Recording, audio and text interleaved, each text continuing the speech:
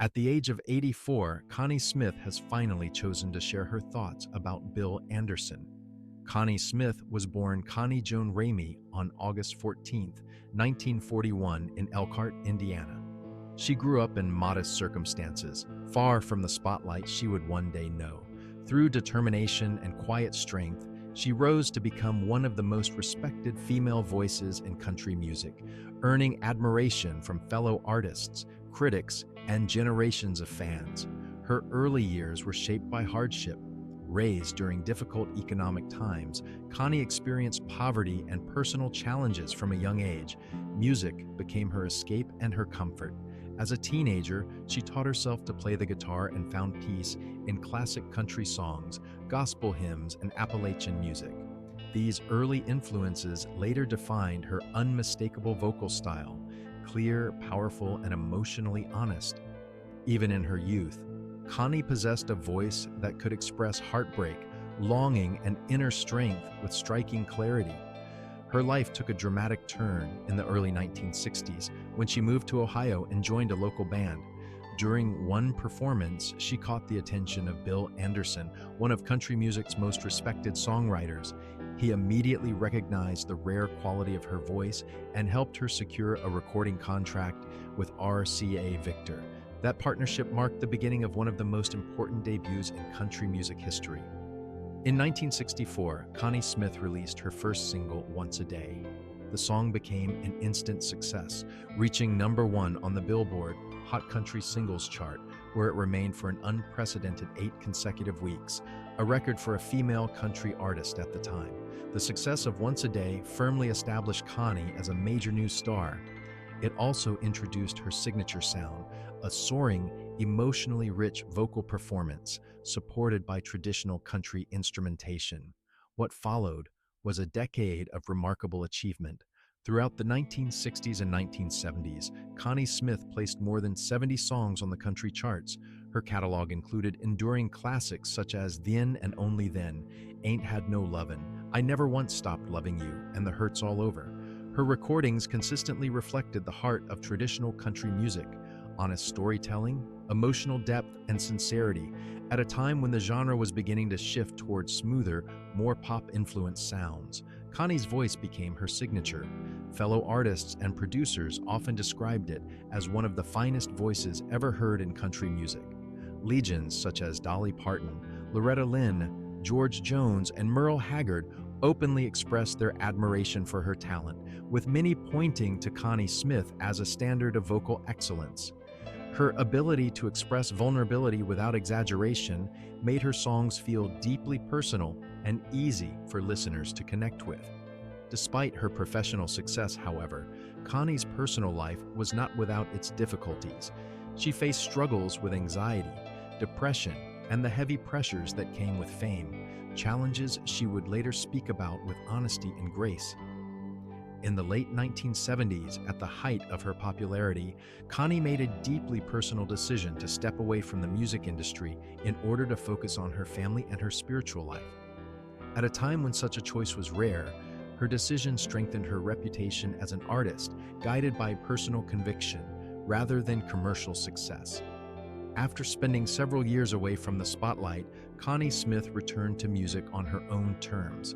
Her later work, especially the recordings released during the 1990s and early 2000s, was met with strong critical praise and renewed appreciation.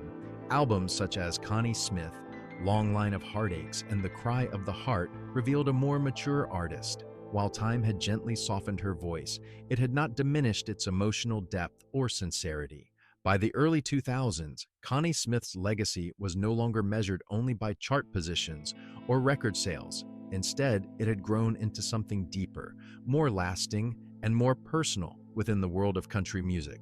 In 2002, she received one of the most meaningful honors of her career when she was ranked 9th on CMT's list of the greatest women in country music.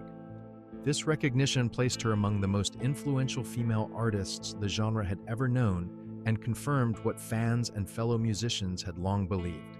Smith's voice, grace, and emotional honesty had helped shape the heart of country music itself. One of the most touching tributes came from one of her own heroes.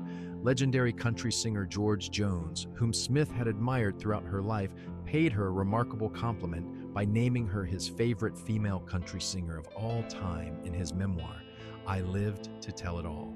Coming from an artist whose opinion carried great weight in Nashville, the praise was both humbling and historic, and a quiet reflection of the respect Smith had earned among country music's greatest figures.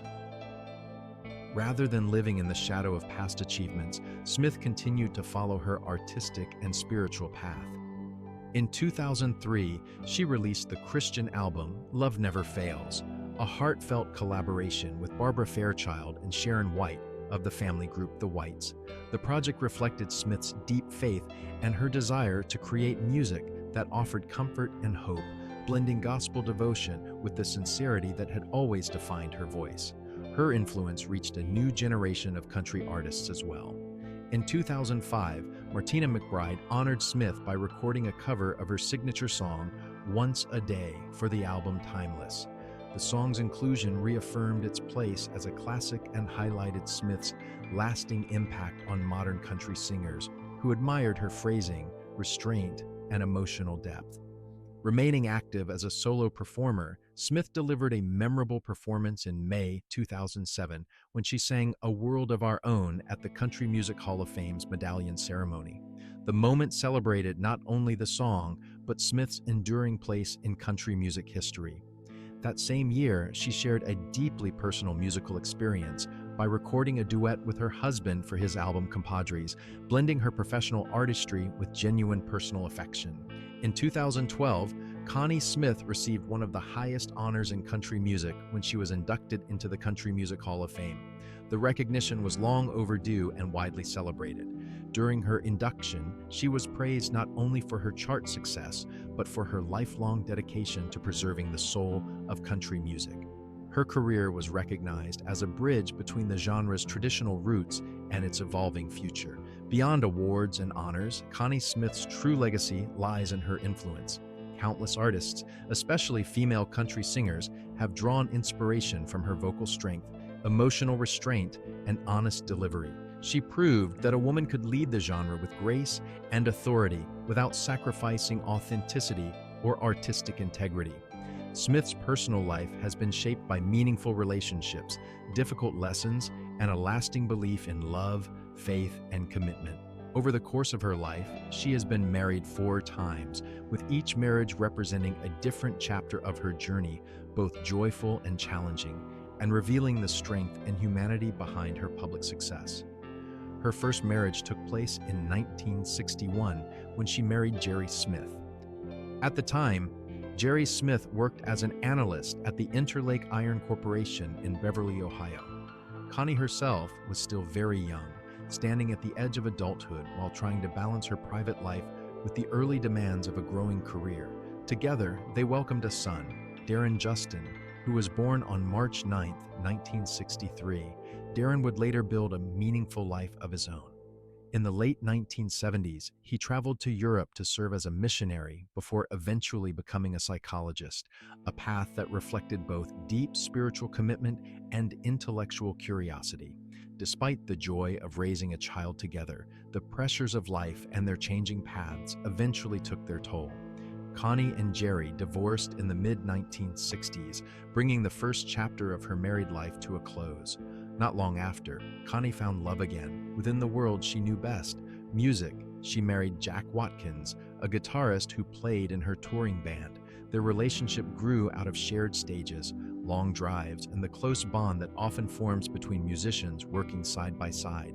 The couple had a son together, but the marriage was short-lived. Within a year, they separated, a reminder of how difficult it can be to sustain a relationship under the constant pressure of touring and life on the road. Soon afterward, Connie married Marshall Haynes, a telephone repairman whose life quickly became closely connected to hers. In the early 1970s, Haynes often traveled with her, becoming part of her touring world. Their marriage brought 3 daughters into her life, deepening Connie's role as a mother and providing a sense of family stability during a time when her career continued to demand much of her energy. Although the marriage eventually ended in divorce in the early 1990s, it remained one of the longest and most formative relationships of her life. After that separation, Connie publicly stated that she would never marry again, believing that part of her life was behind her. But life had other plans. On July 8, 1997, she surprised many by marrying for the fourth time, this time to acclaimed country artist and producer Marty Stewart. Stewart had begun producing her music after writing songs for her 1998 comeback album, helping to revive her career and, unexpectedly, fulfill a promise he had carried since childhood. Stewart often spoke about first meeting Connie 26 years earlier when he was just 12 years old. He had attended one of her concerts at a fair on an Indian reservation near his hometown of Philadelphia, Mississippi. "I met Connie when I was 12 years old," he once said. "She hasn't changed a bit. She looked great then, and she looks great now." Remarkably, Stewart even told his mother at the time that he was going to marry Connie Smith, a childhood prediction that would later come true. Reflecting on the strength of their marriage, Connie has credited faith as its foundation. She has spoken openly about the importance of spiritual grounding, explaining in simple but meaningful words how they have sustained their relationship. Make the Lord the center and commit. Those words carry the wisdom of a life shaped by love, loss, hope, and renewal, a lasting reminder that even after heartbreak, new beginnings remain possible. At 84 years old, Connie Smith has reached a stage in life where reflection feels natural and honesty feels earned. Long admired as one of country music's purest voices, she has often allowed her songs to speak for her. But when the conversation turns to Bill Anderson, the legendary songwriter, performer, and long-standing presence in her life, she no longer feels the need to remain silent. With decades of experience behind her, Connie Smith now speaks openly about the man who helped shape her career, strengthen her confidence, and guide her understanding of the music business. "Bill Anderson came into my life at a time when I didn't even fully understand what was happening to me," Smith once said. "I was just a girl from Ohio who could sing, and suddenly I was being pulled into a world that felt bigger than I ever imagined. Bill wasn't just part of that world. He was one of the people who helped guide me through it." Her rise came quickly after signing with RCA Victor in the mid-1960s, and Bill Anderson played a key role in that success. Already established as a songwriter and performer, he recognized something rare in Connie's voice, an emotional clarity that reached straight to the heart. He knew how to listen. She reflected, "Not just to my voice, but to who I was." He understood that I wasn't a flashy singer. I was a storyteller. Their professional partnership soon became one of the most defining chapters of her career. Anderson wrote several of her most enduring songs, including the iconic "Once a Day," which became a massive hit and secured her place in country music history. "Bill had a way of writing that felt like he was reading my diary," Smith said. "I don't know how else to explain it. He wrote songs that fit me so perfectly, it was almost frightening." Still, Connie is careful to clarify that their connection was built on respect, not drama. "People always want to make things more dramatic than they really were," she said gently.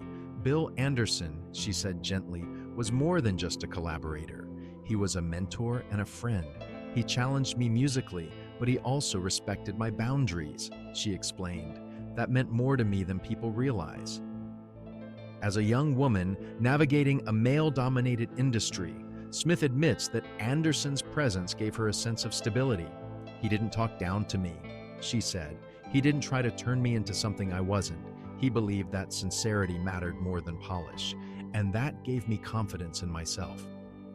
Over the years, their paths sometimes crossed and sometimes diverged, as both artists grew and evolved.